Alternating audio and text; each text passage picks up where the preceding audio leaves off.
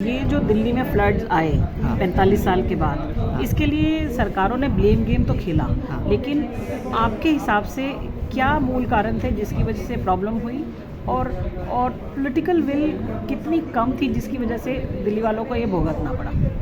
देखो, सबसे पहले तो मैं ये कहूँगा कि दिल्ली की बाढ़ से मुक्ति के लिए जिस तरह की पॉलिटिकल विल की ज़रूरत होती है, वो पॉलिटिकल विल तो बिल्कुल नहीं थी, बल्कि उसमें पार्टी पॉलिटिक्स की विल ज़्यादा थी। जो बाढ़ है ये मैनमेड है, आमंत्रित है। ये इस बाढ़ से बचा जा सकता था।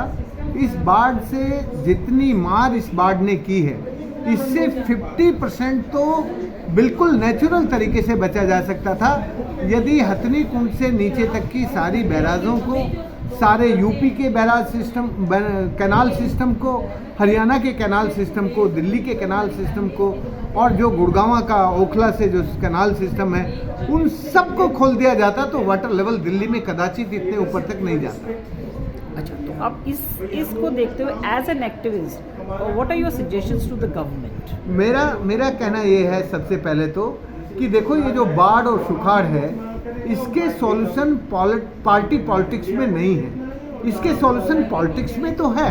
आप पॉलिटिक्स कर सकते हैं क्योंकि आप इस देश की जिम्मेदारी हैं, लेकिन वो जो है वो इस देश की पॉलिटिक्स में देखना चाहिए, उसको पार्टी पॉलिटिक्स में नहीं देखना चाहिए। तो सबसे पहले तो हमें पार्टी पॉलिटिक्स से ऊपर उठ के, दलगत राजनीति से ऊपर उठकर नदी के साथ व्यवहार करना सीखना पड़ेगा।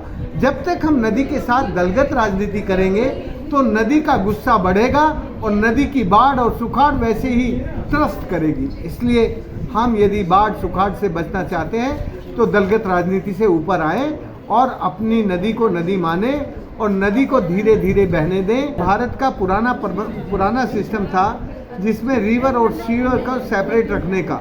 हम लोगों ने पिछले 20-30 सालों में जो हमारा ड्रेनेज सिस्टम है और जो सुएज सिस्टम है, इसको जोड़ दिया है। इस सुएज सिस्टम को और इस ड्रेनेज सिस्टम को हमें अलग अलग करना चाहिए। यदि हम अलग अलग नहीं करेंगे तो हमारी बाढ़ भी बढ़ेगी और हमारी बीमारी भी बढ़ेगी।